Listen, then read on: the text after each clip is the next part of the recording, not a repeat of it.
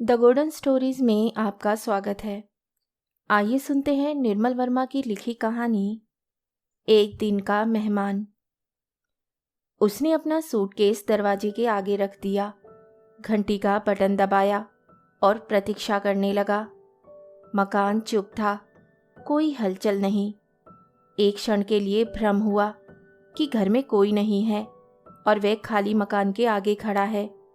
उसने रुमाल निकालकर पसीना पोंछा, अपना एयर बैग सूटकेस पर रख दिया, दोबारा बटन दबाया और दरवाजे से कान सटाकर सुनने लगा। बरामदे के पीछे कोई खुली खिड़की हवा में हिचकोले खा रही थी। वह पीछे हटकर ऊपर देखने लगा। वह 2 मंजिला मकान था, लेन के अन्य मकानों की तरह काली छत, अंग्रेजी वी की शक्ल में दोनों तरफ से ढलुआ और बीच में सफेद पत्थर की दीवार, जिसके माथे पर मकान का नंबर एक काली बिंदी सा टिमक रहा था। ऊपर की खिड़कियां बंद थी और पर्दे गिरे थे। कहाँ जा सकते हैं इस वक्त? वह मकान के पिछवाड़े गया। वही लॉन, फेंस और झाड़ियां थी जो उसने 2 साल पहले देखी थी। बीच में विलो अपनी टहनियां झुकाए एक काले बूढ़े रीछ की तरह ऊँग रहा था, लेकिन गैराज खुला और खाली पड़ा था।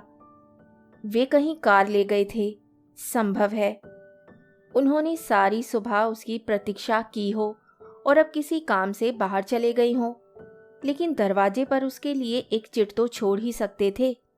वे दोबारा सामने के दरवाजे पर लौट आया। अगस्त की चुनचुनाती धूप उनकी आंखों पर पड़ रही थी, सारा शरीर चू रहा था। वे बरामदे में ही अपने सूटकेस पर बैठ गया। अचानक उसे लगा सड़क के पार मकानों की खिड़कियों से कुछ चेहरे बाहर झांक रहे हैं, उसे देख रहे हैं। उसने सुना था अंग्रेज लोग दूसरों की निजी चिंताओं में दखल नहीं देते, लेकिन वह मकान के बाहर बरामदे में बैठा था जहां प्राइवेसी का कोई मतलब नहीं था। इसलिए वे निसंकोच नंगी उन्मुक्ता से उसे घूर रहे थे।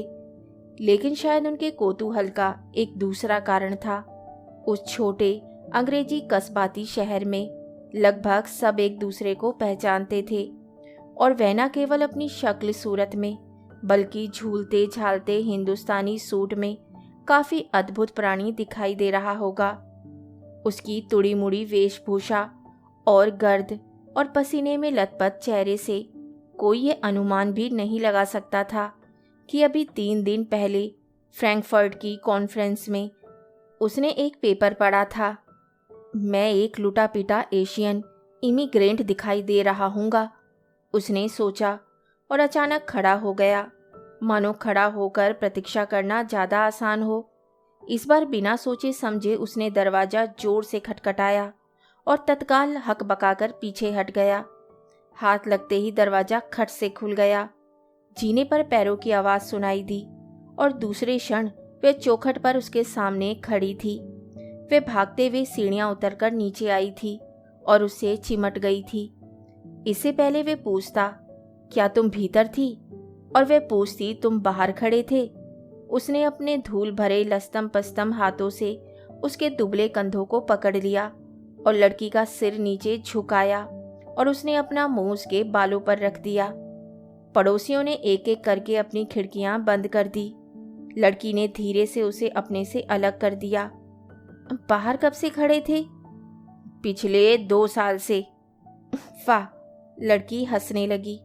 उसे अपने बाप की ऐसी ही बातें बोड़म जान पड़ती थी। मैंने 2 बार घंटी बजाई, तुम लोग कहाँ थे? घंटी खराब है, इसलिए मैंने दरवाजा खुला छोड़ दिया था। तुम्हें मुझे फोन पर बताना चाहिए था। मैं पिछले 1 घंटे से आगे पीछे दौड़ रहा था। मैं तुम्हें बताने वाली थी, लेकिन बीच में लाइन कट गई। तुमने और पैसे क्यों नहीं डाले? मेरे पास सिर्फ 10 पैसे थे। वह औरत काफी चुड़ैल थी। कौन औरत? लड़की ने उसका बैग उठाया। वही जिसने हमें बीच में काट दिया। आदमी अपना सूटकेस बीच ड्राइंग रूम में घसीट लाया। लड़की उत्सुकता से बैग के भीतर झांक रही थी। सिगरेट के पैकेट, स्कॉच की लंबी बोतल, चॉकलेट के बंडल, वे सारी चीजें जो उसने इतनी हड़बड़ी में फ्रैंकफर्ट से एयरपोर्ट पर ड्यूटी फ्री दुकान से खरीदी थी। अब बैग से ऊपर झांक रही थी। तुमने अपने बाल कटवा लिए? आदमी ने पहली बार चैन से लड़की का चेहरा देखा। हाँ, सिर्फ छुट्टियों के लिए। कैसे लगते हैं? अगर तुम मेरी बेटी नहीं होती तो मैं समझता कोई लफंगा घर में घुस आया है। ओ पापा। लड़की ने हंसते हुए बैग से चॉकलेट निकाली, रैपर खोला, फिर उसके आगे बढ़ा दी। स्विस चॉकलेट, उसने उसे हवा में डुलाते हुए कहा। मेरे लिए 1 गिलास पानी ला सकती हो? ठहरो, मैं चाय बनाती हूँ। चाय बाद में। वे अपने कोट की अंदरूनी जेब में कुछ टटोलने लगा। नोटबुक, वॉलेट, पासपोर्ट, सब चीजें बाहर निकल आई। अंत में उसे टेबलेट्स की डिब्बी मिली जिसे वह ढूंढ रहा था। लड़की पानी का गिलास लेकर आई तो उसने पूछा, कैसी दवाई है? जर्मन, उसने कहा। बहुत असर करती है। उसने टैबलेट पानी के साथ निगल ली, फिर सोफे पर बैठ गया। सब कुछ वैसा ही था जैसा उसने सोचा था। वही कमरा, शीशे का दरवाजा, खुले हुए पर्दों के बीच वही चौकोर हरे रुमाल जैसा लॉन, टीवी के स्क्रीन पर उड़ती पक्षियों की छाया जो बाहर उड़ते थे और भीतर होने का भ्रम देते थे। वे किचन की तहरी पर आया। गैस के चूल्हों के पीछे लड़की की पीठ दिखाई दे रही थी। कार्डरॉय की काली जीन्स और सफ़ेद कमीज जिसकी मुड़ी स्लीव्स बाहों की कोहनियों पर झूल रही थी, वे बहुत हल्की और छुई मुई सी दिखाई दे रही थी। मामा कहाँ हैं? उसने पूछा। शायद उसकी आवाज़ इतनी धीमी थी कि लड़की ने उसे नहीं सुना, किंतु उसे लगा जैसे लड़की की गर्दन कुछ ऊपर उठी थी। मामा क्या ऊपर हैं? उसने दोबारा कहा और लड़की वैसे ही निश्चल खड़ी रही। और तब उसे लगा उसने पहली बार भी उसके प्रश्न को सुन लिया था। क्या वह बाहर गई है? उसने पूछा। लड़की ने बहुत धीरे धुंधले ढंग से सिर हिलाया, जिसका मतलब कुछ भी हो सकता था। तुम पापा कुछ मेरी मदद करोगे? वह लपक कर किचन में चला आया। बताओ क्या काम है? तुम चाय की केतली लेकर भीतर जाओ, मैं अभी आती हूँ। बस, उसने निराश स्वर में कहा। अच्छा, प्याले और प्लेटें भी लेते जाओ। वे सब चीजें लेकर भीतर कमरे में चला आया। वह दोबारा किचन में जाना चाहता था, लेकिन लड़की के डर से वह वहीं सोफे पर बैठा रहा। किचन से कुछ तलने की खुशबू आ रही थी। लड़की उसके लिए कुछ बना रही थी और वह उसकी रसोई में भी मदद नहीं कर पा रहा था। एक बार इच्छा हुई किचन में जाकर उसे मना कराए कि वह कुछ नहीं खाएगा, किंतु दूसरे क्षण भूख ने उसे पकड़ लिया। सुबह से उसने कुछ नहीं खाया था। ह्यूस्टन स्टेशन के कैफेटेरिया में इतनी लंबी क्यू लगी थी कि वह टिकट लेकर सीधा ट्रेन में घुस गया था। सोचा था वह डाइनिंग कार में कुछ पेट में डाल लेगा, किंतु वह दोपहर से पहले नहीं खुलती थी। सच पूछा जाए तो उसने अंतिम खाना कल शाम फ्रैंकफर्ट की एयरपोर्ट में खाया था और जब रात को लंदन पहुंचा था तो अपने होटल की बार में पीता रहा था। तीसरे गिलास के बाद उसने जेब से नोटबुक निकाली, नंबर देखा और बार के टेलीफोन बूथ में जाकर फ़ोन मिलाया था। पहली बार में पता नहीं चला उसकी पत्नी की आवाज़ है या बच्ची की। उसकी पत्नी ने फ़ोन उठाया होगा, क्योंकि कुछ देर तक फ़ोन का सन्नाटा उसके कान में झनझनाता रहा। फिर उसने सुना वे ऊपर से बच्ची को बुला रही है और तब उसने घड़ी देखी। उसे अचानक ध्यान आया इस समय वह सो रही होगी और वे फ़ोन नीचे रखना चाहता था, किंतु उसी समय उसे बच्ची का स्वर सुनाई दिया। वह आधी नींद में थी। उसे कुछ देर तक पता ही नहीं चला कि वह इंडिया से बोल रहा है या फ्रैंकफर्ट से या लंदन से। वे उसे अपनी स्थिति समझा ही रहा था कि 3 मिनट खत्म हो गए और उसके पास इतनी चेंज भी नहीं थी कि वह लाइन को कटने से बचा सके। तसल्ली सिर्फ इतनी थी कि वह नींद, घबराहट और नशे के बीच ये बताने में सफल हो गया कि वह कल उनके शहर पहुंच रहा है। कल यानी आज। वे अच्छे क्षण थे। बाहर इंग्लैंड की पीली और मुलायम धूप फैली थी। वह घर के भीतर था। उसके भीतर गरमाई की लहरें उठने लगी थी। हवाई अड्डों की भाग दौड़, होटलों की हिल हुज्जत, ट्रेन टैक्सियों की हड़बड़ाहट, वे सबसे परे हो गया था। वह घर के भीतर था। उसका अपना घर ना सही, फिर भी एक घर। कुर्सियाँ, पर्दे, सोफा, टीवी। वे अरसे से इन चीज़ों के बीच रहा था और हर चीज़ के इतिहास को जानता था। हर 2-3 साल बाद जब वे आता था तो सोचता था, बच्ची कितनी बड़ी हो गई होगी और पत्नी, वे कितनी बदल गई होगी। लेकिन ये चीज़ें उस दिन से एक जगह ठहरी थी।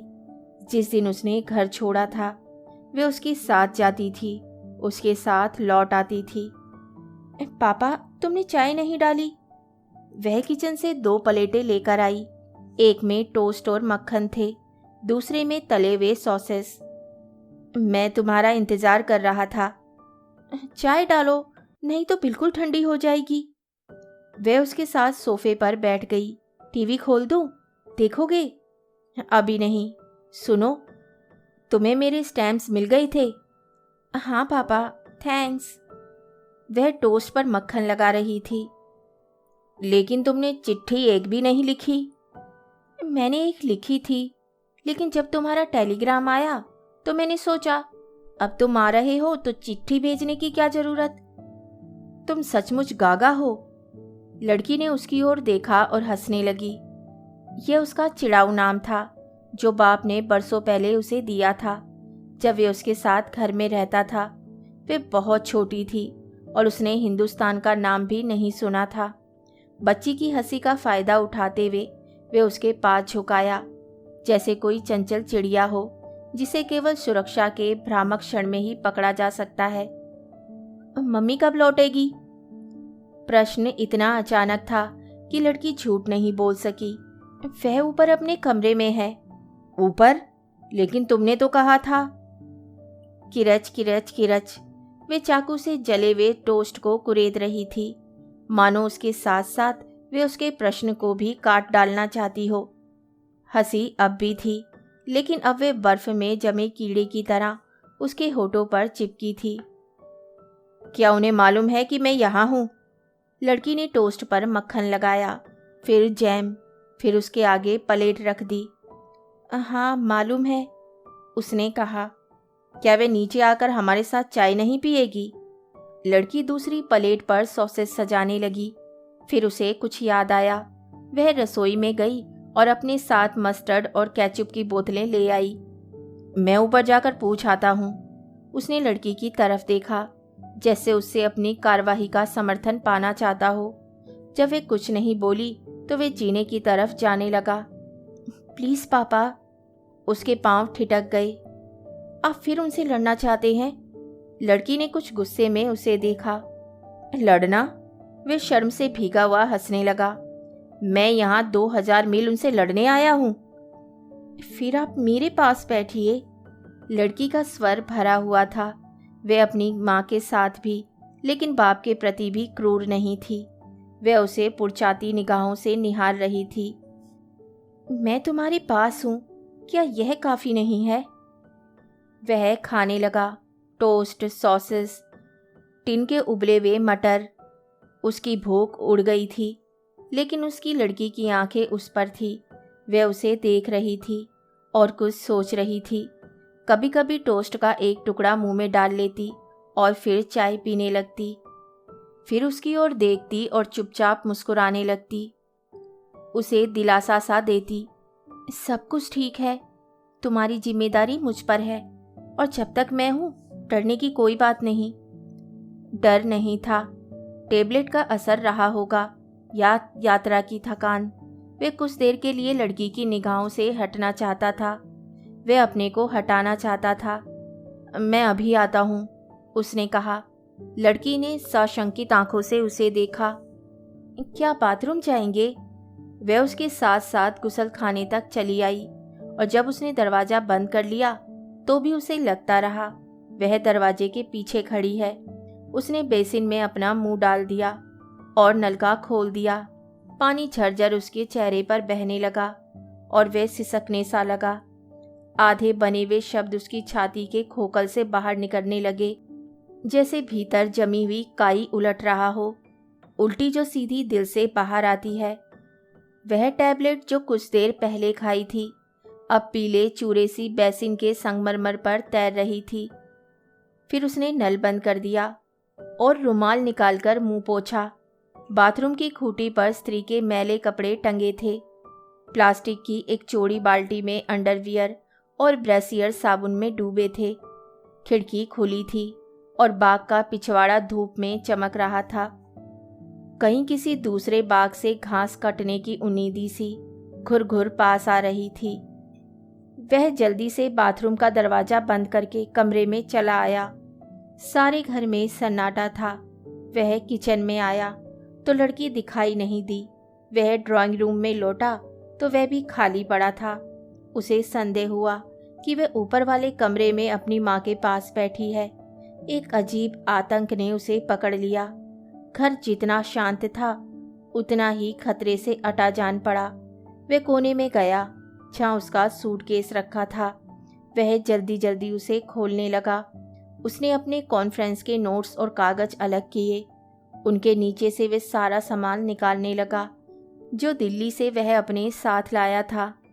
एम्पोरियम का राजस्थानी लहंगा लड़की के लिए, तांबे और पीतल के ट्रिंकेट्स जो उसने जनपद पर तिब्बती लामा हिप्पियों से खरीदे थे, पश्मीने की कश्मीरी शॉल बच्ची की माँ के लिए, एक लाल गुजराती जरीदार स्लीपर जिसे बच्ची और माँ दोनों पहन सकते थे, हैंडलूम के बेड कवर, हिंदुस्तानी टिकटों का एल्बम और एक बहुत बड़ी सचित्र किताब बनारस द अटर्नल सिटी। फर्श पर धीरे धीरे एक छोटा सा हिंदुस्तान जमा हो गया था जिसे वे हर बार यूरोप आते समय अपने साथ ढोलाता था। सहसा उसके हाथ थिटक गए। वे कुछ देर तक चीजों के ढेर को देखता रहा। कमरे के फर्श पर बिखरी हुई वे बिल्कुल अनाथ और दयनीय दिखाई दे रही थी। एक पागल सी इच्छा हुई कि वे उन्हें कमरे में जैसे का तैसा छोड़कर भाग खड़ा हो। किसी को पता भी न चलेगा वह कहाँ चला गया। लड़की थोड़ा बहुत जरूर हैरान होगी, किंतु बरसों से वे उससे ऐसे ही अचानक मिलती रही थी और बिना कारण बिछुड़ती रही थी। You are a coming man and a going man, वे उससे कहा करती थी, पहले विषाद में और बाद में कुछ हंसी हंसी में। उसे कमरे में ना बैठा देखकर लड़की को ज़्यादा सदमा नहीं पहुंचेगा। वह ऊपर जाएगी और माँ से कहेगी, तुम नीचे आ सकती हो। वह चले गए। फिर वे दोनों एक साथ नीचे आएंगी और उन्हें राहत मिलेगी कि अब उन दोनों के अलावा घर में कोई नहीं है। पापा, वह चौंक गया जैसे रंगे हाथों पकड़ा गया हो। खिसियानी सी मुस्कुराहट में लड़की को देखा। वे कमरे की चौखट पर खड़ी थी और खुले हुए सूट को ऐसे देख रही थी जैसे वो कोई जादू की पिटारी हो जिसने अपने पेट से अचानक रंग बिरंगी चीजों को उगल दिया हो। लेकिन उसकी आंखों में कोई खुशी नहीं थी, एक शर्म सी थी। जब बच्चे अपने बड़ों को कोई ऐसी ट्रिक करते हुए देखते हैं जिसका भेद उन्हें पहले से मालूम होता है, वे अपने संकोच को छिपाने के लिए कुछ ज्यादा ही उत्सुक हो जाते हैं। इतनी चीजें? वह आदमी के सामने कुर्सी पर बैठ गई। कैसे लाने दी? सुना है आजकल कस्टम वाले बहुत तंग करते हैं। नहीं, इस बार उन्होंने कुछ नहीं किया, आदमी ने उत्साह में आकर कहा। शायद इसलिए कि मैं सीधे फ्रैंकफर्ट से आ रहा था। उन्हें सिर्फ एक चीज पर शक हुआ था। उसने मुस्कुराते हुए लड़की की ओर देखा। किस चीज पर? लड़की ने इस बार सच्ची उत्सुकता से पूछा। उसने अपने बैग से दाल बीजी का डिब्बा निकाला और उसे खोलकर मेज पर रख दिया। लड़की ने झिझकते हुए 2-4 दाने उठाए और उन्हें सूंघने लगी। क्या है यह? उसने जिज्ञासा से आदमी को देखा। वह भी इसी तरह सूंघ रहे थे। वह हंसने लगा। उन्हें डर था कि कहीं इसमें चरस गांजा तो नहीं है। हैश। लड़की की आंखें फैल गई। क्या इसमें सचमुच हैश मिली है? खाकर देखो। लड़की ने कुछ दाल मोठ मुंह में डाले और उन्हें चबाने लगी। फिर हलाट सी होकर सीसी करने लगी। मिर्ची होगी, थूक दो, आदमी ने कुछ घबरा कर कहा, किंतु लड़की ने उन्हें निगल लिया और छलछलाई आंखों से बाप को देखने लगी। तुम भी पागल हो, सब निगल बैठी। आदमी ने जल्दी से उसे पानी का गिलास दिया जो वे उसके लिए लाई थी। मुझे पसंद है। लड़की ने जल्दी से पानी पिया और अपनी कमीज की मुड़ी हुई बाहों से आंखें पोंछने लगी। फिर मुस्कुराते हुए आदमी की ओर देखा। I love it. वे कई बातें सिर्फ आदमी का मन रखने के लिए करती थी।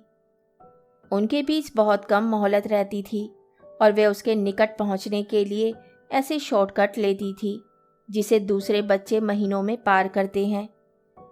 क्या उन्होंने भी इसे चक्कर देखा था? लड़की ने पूछा।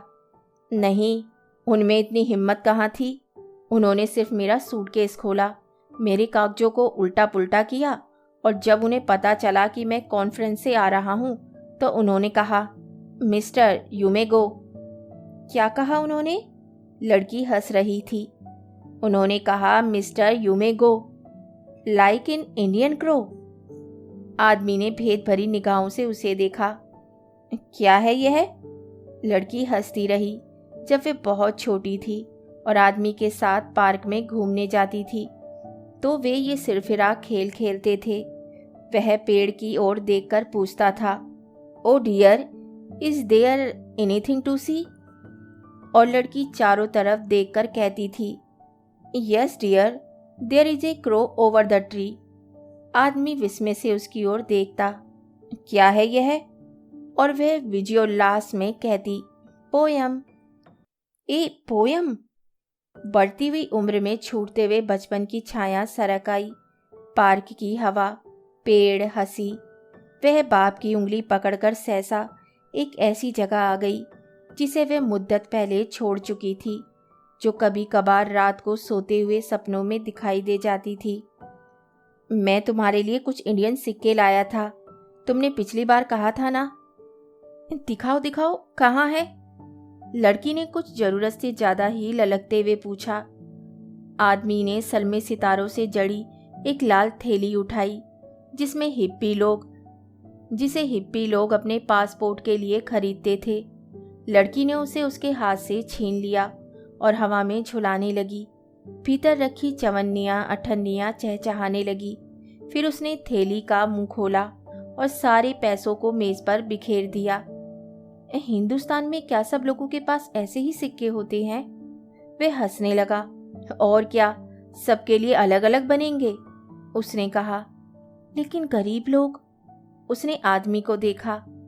मैंने एक रात टीवी में उन्हें देखा था। वे सिक्कों को भूल गई और कुछ असमंजस में फर्श पर बिखरी चीजों को देखने लगी।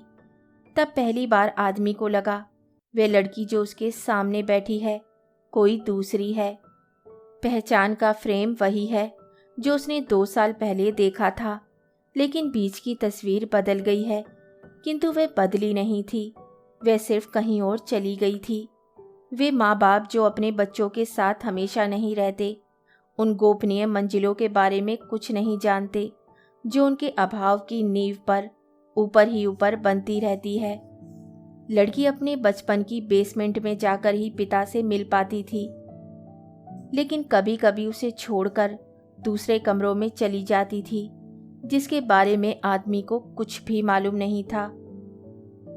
पापा, लड़की ने उसकी ओर देखा। क्या मैं इन चीजों को समेट कर रख दूं? क्यों, इतनी जल्दी क्या है? नहीं नहीं, जल्दी नहीं, लेकिन मम्मा आकर देखेंगी तो।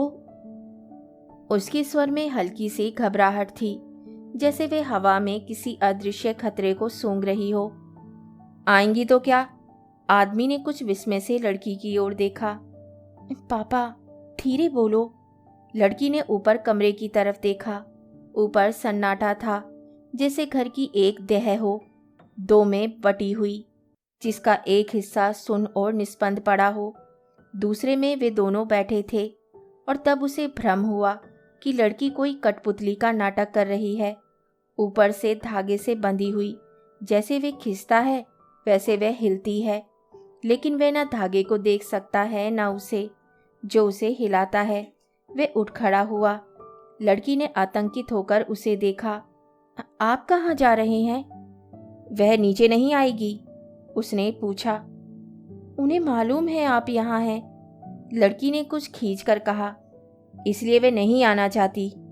नहीं नहीं, लड़की ने कहा, इसलिए वे कभी भी आ सकती हैं। कैसे पागल हैं, इतनी छोटी सी बात नहीं समझ सकते। आप बैठिए, मैं अभी इन चीज़ों को समेट लेती हूँ। वे फर्श पर उकड़ू बैठ गई। बड़ी सफाई से हर चीज़ को उठाकर कोने में रखने लगी। मखमल की जूती, पश्मीने की शॉल, गुजरात एम्पोरियम का बेड कवर। उसकी पीठ पिता की ओर थी, किंतु वह उसके हाथ देख सकता था, पतले और सावले, बिल्कुल अपनी माँ की तरह, वैसे ही निस्संग और ठंडे, जो उसकी लाई चीज़ों को आत्मीयता से पकड़ते नहीं थे, सिर्फ अनमने भाव से अलग ठेल देते थे। वे एक ऐसी बच्ची के हाथ थे जिसने सिर्फ माँ के सीमित और सुरक्षित स्नेह को छूना सीखा था। मर्द के उत्सुक और पीड़ित उन्माद को नहीं, जो पिता के सेक्स की काली कंदरा से उमड़ता हुआ बाहर आता है। अचानक लड़की के हाथ ठिठक गए। उसे लगा कोई दरवाजे की घंटी बजा रहा है, लेकिन दूसरे ही क्षण फोन का ध्यान आया, जो जीने के नीचे क्वार्टर में था और जंजीर से बंधे पिल्ले की तरह जोर जोर से चीख रहा था। लड़की ने चीजें वैसे ही छोड़ दी और लपकते हुए सीढ़ियों के पास गई। फोन उठाया। एक क्षण तक कुछ नहीं सुनाई दिया, फिर वह चिल्लाई, ममा, आपका फोन। बच्ची बेनिस्टर के सहारे खड़ी थी, हाथ में फोन झुलाती हुई। ऊपर का दरवाजा खुला और जीना हिलने लगा। कोई नीचे आ रहा था। फिर एक सिर लड़की के चेहरे पर झुका, गुथा हुआ जूड़ा और फोन के बीच एक पूरा चेहरा उभर आया। किसका है? औरत ने अपने लटकते हुए जूड़े को पीछे धकेल दिया और लड़की के हाथ से फोन खींच लिया। आदमी कुर्सी से उठा। लड़की ने उसकी ओर देखा। हेलो, औरत ने कहा। Hello hello. औरत की आवाज़ ऊपर उठी और तब उसे पता चला कि यह उस स्त्री की आवाज़ है जो उसकी पत्नी थी। वे उसे बरसों बाद भी सैकड़ों आवाज़ों की भीड़ में पहचान सकता था। ऊंची पिच पर हल्के से कांपती हुई, हमेशा से सख्त, आहत, परेशान, उसकी दह की एकमात्र चीज जो दह से परे आदमी की आत्मा पर खून की खरोच खींच जाती थी। वे जैसे उठा था वैसे ही बैठ गया। लड़की मुस्कुरा रही थी। वह हैंगर के आईने से आदमी का चेहरा देख रही थी और वह चेहरा कुछ वैसा ही बेडौल दिखाई दे रहा था जैसे उम्र के आईने से औरत की आवाज़, उल्टा टेढ़ा, पहेली सा रहस्यमय। वे तीनों व्यक्ति अनजाने में चार में बट गए थे। लड़की, उसकी माँ, वह और उसकी पत्नी। घर जब गृहस्थी में बदलता है तो अपने आप फैलता जाता है। तुम जैनी से बात करोगी? औरत ने लड़की से कहा और बच्ची जैसे इसी क्षण की प्रतीक्षा कर रही थी। वह उछलकर ऊपर सीढ़ी पर आई और माँ से टेलीफोन ले लिया। Hello jenny, it is me. वह 2 सीढ़ियाँ नीचे उतरी जब आदमी उसे पूरा का पूरा देख सकता था। बैठो। आदमी कुर्सी से उठ खड़ा हुआ। उसके स्वर में एक बेबस सा अनुनय था, मानो उसे डर हो कि कहीं उसे देखकर वह उल्टे पांव न लौट जाए। वे एक क्षण अनिश्चय में खड़ी रही। अब वापस मुड़ना निरर्थक था, लेकिन इस तरह उसके सामने खड़े रहने का भी कोई तुक नहीं था। वे स्टूल खींचकर टीवी के आगे बैठ गई। कब आई? उसका स्वर इतना धीमा था कि आदमी को लगा टेलीफोन पर कोई दूसरी औरत बोल रही थी। काफ़ी देर हो गई, मुझे तो पता भी ना था कि तुम ऊपर के कमरे में हो। स्त्री चुपचाप उसे देखती रही। आदमी ने जेब से रुमाल निकाला, पसीना पोंछा, मुस्कुराने की कोशिश में मुस्कुराने लगा। मैं बहुत देर तक बाहर खड़ा रहा, मुझे पता नहीं था घंटी खराब है। गैराज खाली पड़ा था, मैंने सोचा तुम दोनों कहीं बाहर गए होगे। तुम्हारी कार? उसे मालूम था, फिर भी उसने पूछा। सर्विसिंग के लिए गई है, स्त्री ने कहा।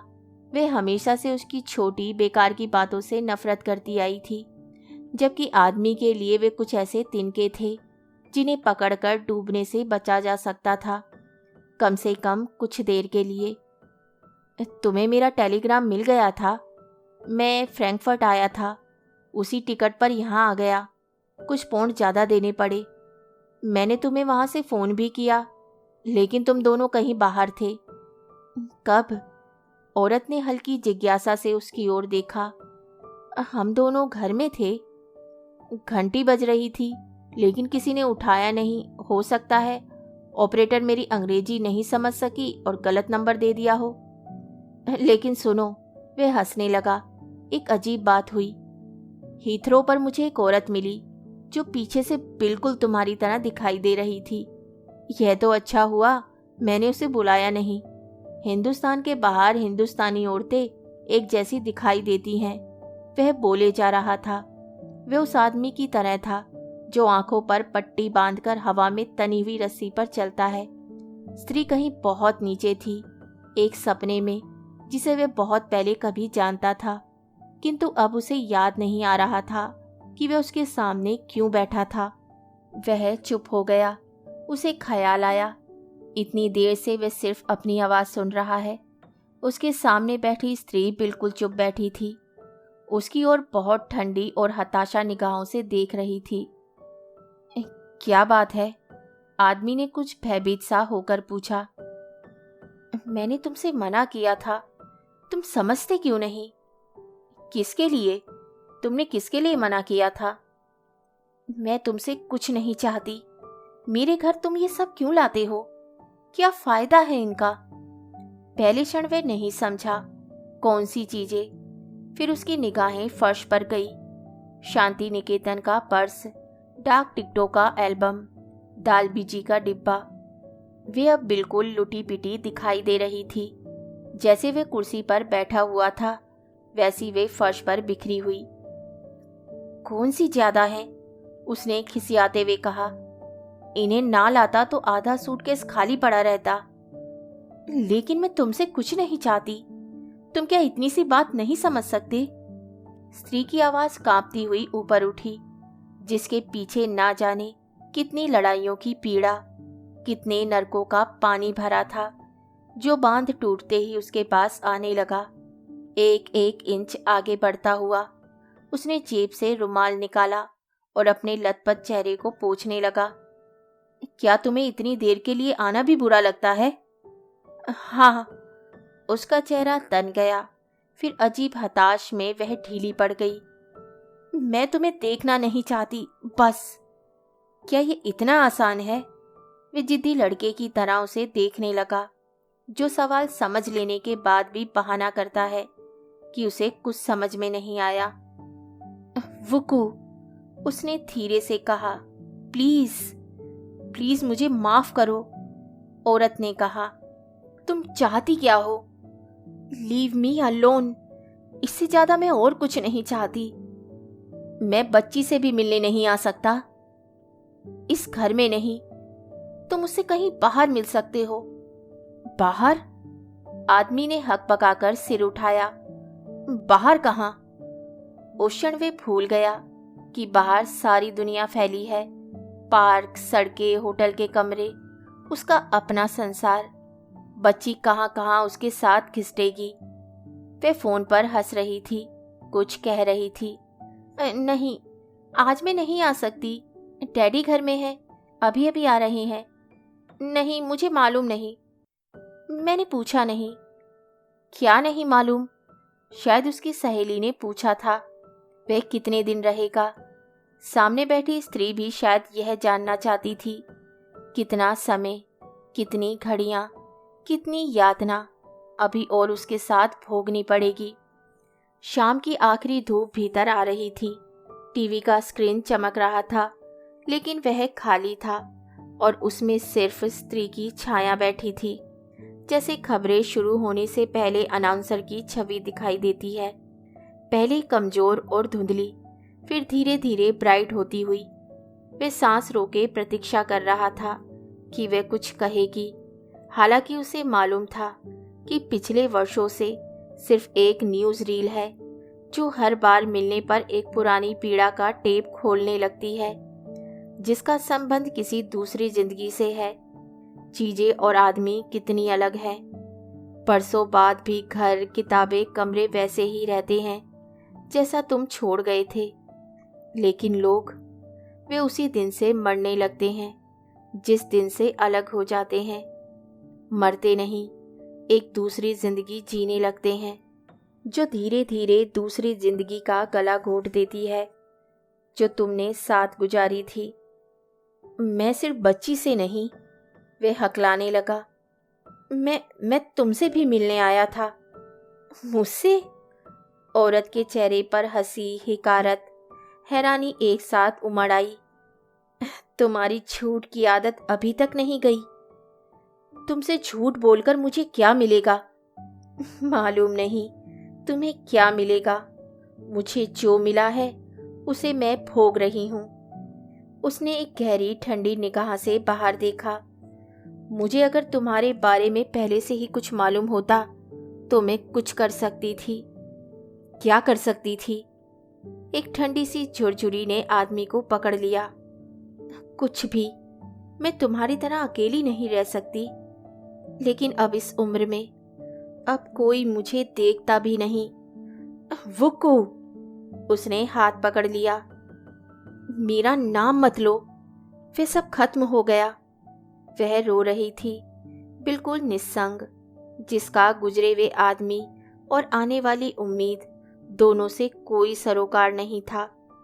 आंसू जो एक कारण से नहीं, पूरा पत्थर हट जाने से आते हैं।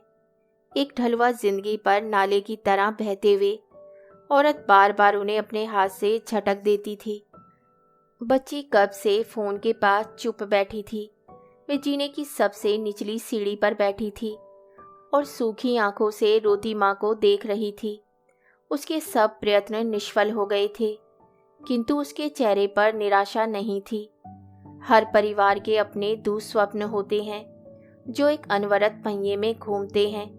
वे उसमें हाथ नहीं डालती थी। इतनी कम उम्र में वे इतना बड़ा सत्य जान गई थी कि मनुष्य के मन और बाहर की सृष्टि में एक अद्भुत समानता है। वे जब तक अपना चक्कर पूरा नहीं कर लेते, उन्हें बीच में रोकना बेमानी है। वे बिना आदमी के देखे माँ के पास गई, कुछ कहा जो उसके लिए नहीं था। औरत ने उसे अपने पास बिठा लिया, बिल्कुल अपने से सटाकर। काउच पर बैठी वे दोनों दो बहनों सी लग रही थी। वे उसे भूल गई थी। कुछ देर पहले जो ज्वार उठा था उसमें घर डूब गया था, लेकिन अब पानी वापस लौट गया था और अब आदमी वहां था जहां उसे होना चाहिए था, किनारे पर।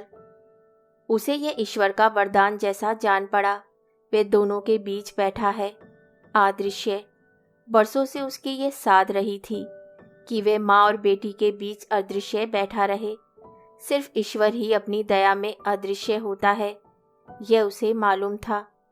किंतु जो आदमी गड्ढे की सबसे निचली सतह पर जीता है, उसे भी कोई नहीं देख सकता। माँ और बच्ची ने उसे अलग छोड़ दिया था। यह उसकी उपेक्षा नहीं थी।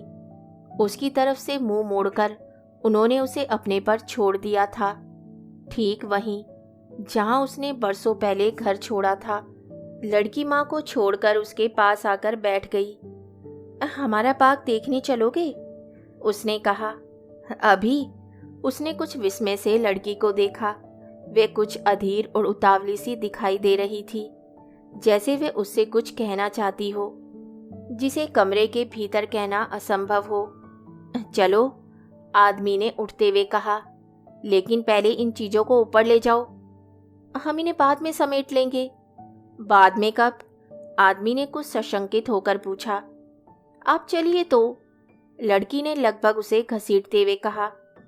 इनसे कहो अपना सामान सूटकेस में रख लें। स्त्री की आवाज सुनाई दी। उसे लगा किसी ने अचानक पीछे से धक्का दिया हो। वह चमक कर पीछे मुड़ा। क्यों? मुझे इनकी कोई जरूरत नहीं है। उसके भीतर एक लपलपाता अंधड़ उठने लगा। मैं नहीं ले जाऊंगा। तुम चाहो तो इन्हें बाहर फेंक सकती हो। बाहर? स्त्री की आवाज थरथरा रही थी। मैं इनके साथ तुम्हें भी बाहर फेंक सकती हूँ। रोने के बाद उसकी आंखें चमक रही थी। गालों का गीलापन सूखे कांच सा जम गया था, जो पोछे हुए नहीं, सूखे हुए आंसुओं से उभर कर आता है। क्या हम बाग देखने नहीं चलेंगे? बच्ची ने उसका हाथ खींचा और वह उसके साथ चलने लगा। वह कुछ भी नहीं देख रहा था। घास, क्यारियां और पेड़ एक गूंगी फिल्म की तरह चल रहे थे। सिर्फ उसकी पत्नी की आवाज एक भुतेली कमेंट्री की तरह गूंज रही थी, बाहर बाहर बाहर। आप मम्मी के साथ बहस क्यों करते हैं? लड़की ने कहा। मैंने बहस कहाँ की? उसने बच्ची को देखा जैसे वह भी उसकी दुश्मन हो। आप करते हैं। लड़की का स्वर अजीब सा हटीला हो आया था। वह अंग्रेजी में यू कहती थी, जिसका मतलब प्यार में तुम होता था और नाराजगी में आप। अंग्रेजी सर्वनाम की ये संदिग्धता बाप बेटी के रिश्ते को हवा में टांगे रहती, कभी बहुत पास, कभी बहुत पराया, जिसका सही अंदाज उसे सिर्फ लड़की की टोन में टटोलना पड़ता था। एक अजीब से भय ने आदमी को पकड़ लिया। वे एक ही समय में माँ और बच्ची दोनों को नहीं खोना चाहता था। बड़ा प्यारा बाग है, उसने फुसलाते हुए कहा। क्या माली आता है? नहीं नहीं, माली नहीं, लड़की ने उत्साह से कहा। मैं शाम को पानी देने आती हूँ और छुट्टी के दिन मम्मा घास काटती है। इधर आओ, मैं तुम्हें एक चीज सिखाती हूँ। वह उसके पीछे पीछे चलने लगा। लॉन बहुत छोटा था, हरा पीला मखमली, पीछे गैराज था और दोनों तरफ झाड़ियों की फेंस लगी थी। बीच में एक घना बूढ़ा विलो खड़ा था। लड़की पेड़ के पीछे छिप सी गई। फिर उसकी आवाज सुनाई दी, कहाँ हो तुम? वे चुपचाप दबे पांवों से पेड़ के पीछे चला आया और हैरान सा खड़ा रहा। विलो और फेंस के बीच काली लकड़ी का बाड़ा था, जिसके दरवाजे से एक खरगोश बाहर झांक रहा था। दूसरा खरगोश लड़की की गोद में था। वे उसे ऐसे सहला रही थी जैसे वे ऊन का गोला हो, जो कभी भी हाथ से छूटकर झाड़ियों में गुम हो जाएगा।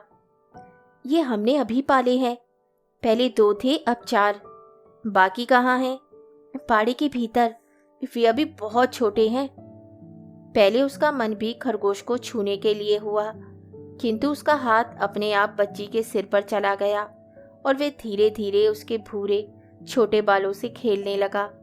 लड़की चुप खड़ी रही और खरगोश अपनी नाक सिकोड़ता हुआ उसकी ओर ताक रहा था।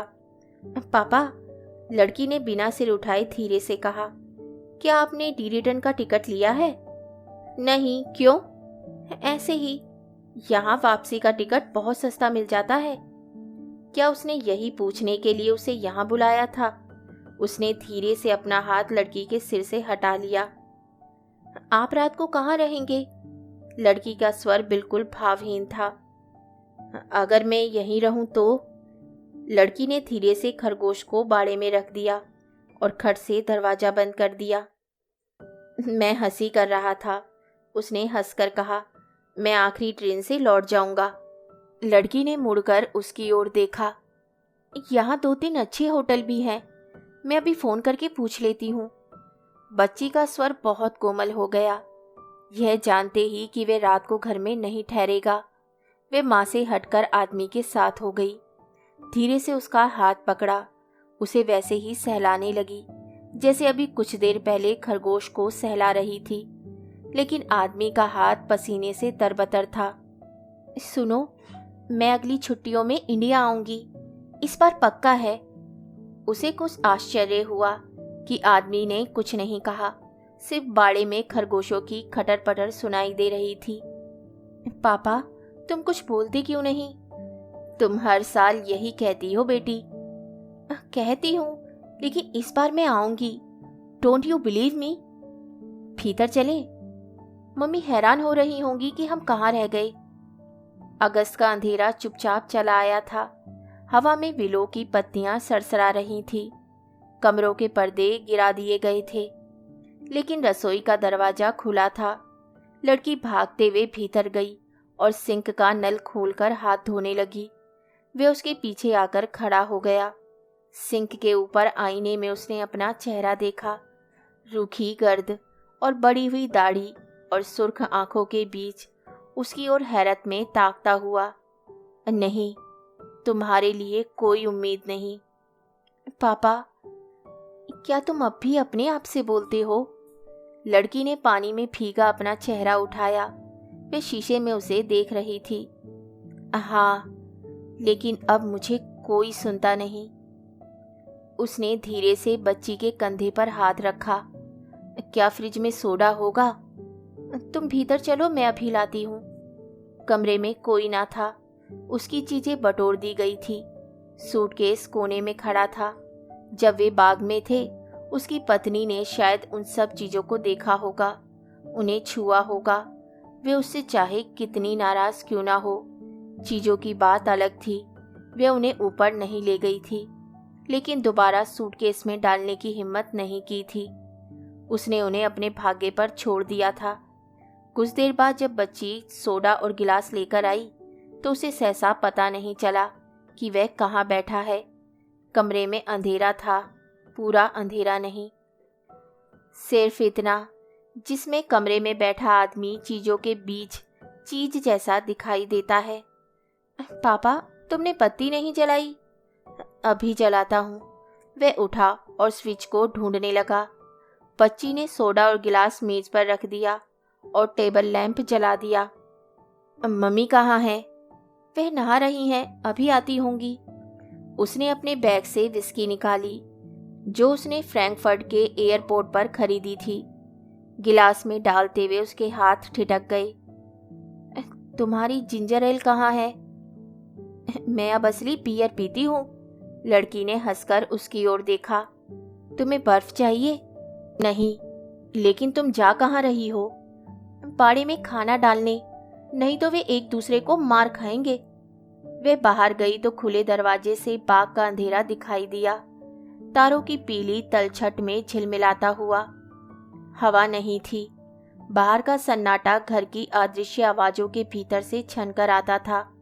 उसे लगा वे अपने घर में बैठा है और जो कभी बरसों पहले होता था वह अब हो रहा है।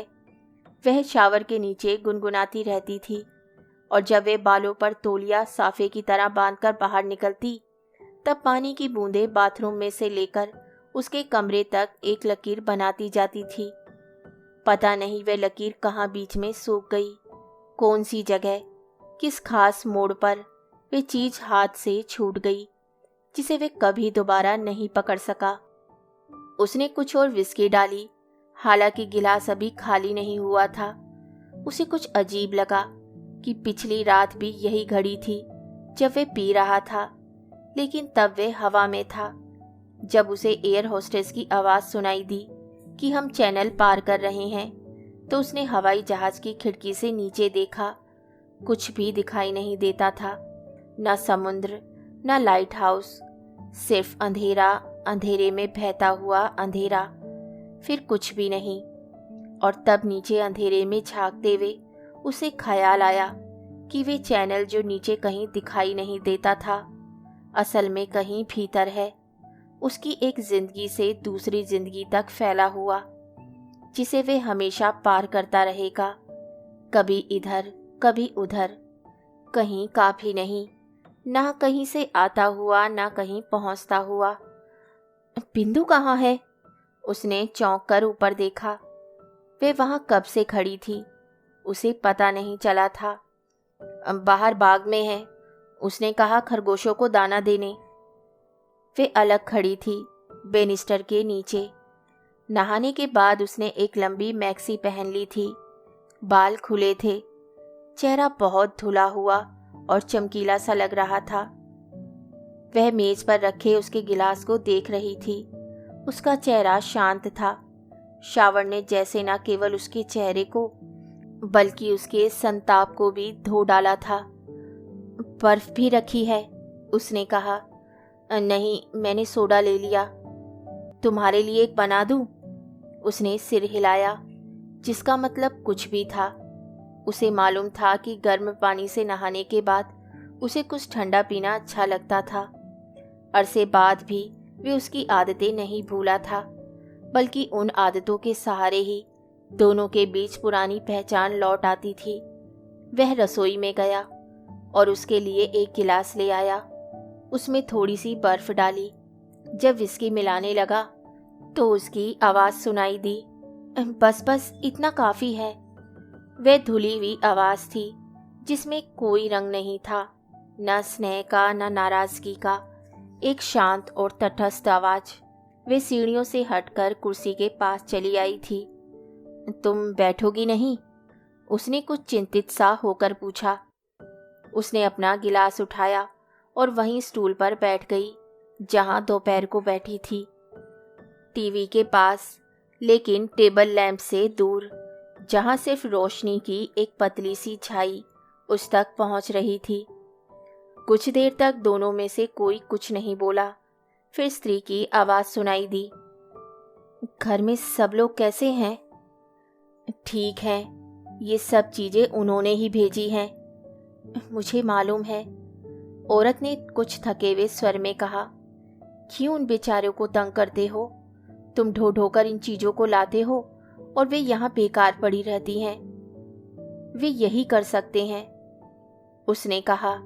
तुम बरसों से वहां गई नहीं, वे बहुत याद करते हैं। अब जाने का कोई फायदा है? उसने गिलास से लंबा घूंट लिया। मेरा अब उनसे कोई रिश्ता नहीं। तुम बच्ची के साथ तो आ सकती हो। उसने अभी तक हिंदुस्तान नहीं देखा। वे कुछ देर चुप रही, फिर धीरे से कहा, अगले साल वे 14 वर्ष की हो जाएगी। कानून के मुताबिक तक वे कहीं भी जा सकती है। मैं कानून की बात नहीं कर रहा, तुम्हारे बिना वे कहीं नहीं जाएगी। स्त्री ने गिलास की भीगी सतह से आदमी को देखा। मेरा बस चले तो उसे वहां कभी न भेजूं। क्यों? आदमी ने उसकी ओर देखा। वह धीरे से हंसी। क्या हम दो हिंदुस्तानी उसके लिए काफी नहीं हैं? वह बैठा रहा। कुछ देर बाद रसोई का दरवाजा खुला। लड़की भीतर आई, चुपचाप दोनों को देखा और फिर जीने के पास चली गई जहां टेलीफोन रखा था। किसे कर रही हो? औरत ने पूछा। लड़की चुप रही, फोन का डायल घुमाने लगी।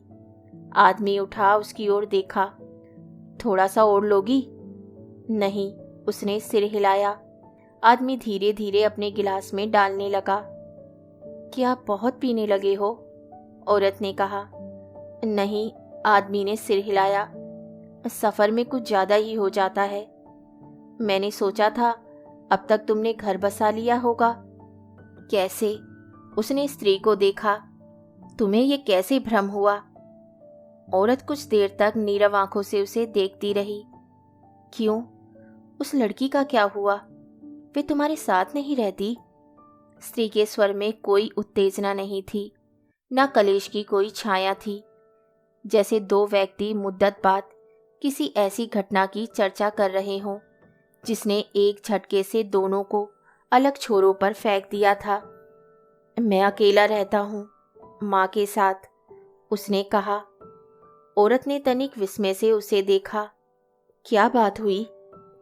कुछ नहीं, मैं शायद साथ रहने के काबिल नहीं हूँ। उसका स्वर असाधारण रूप से धीमा हो आया, जैसे वह उसे अपनी किसी गुप्त बीमारी के बारे में बता रहा हो। तुम हैरान हो, लेकिन ऐसे लोग होते हैं।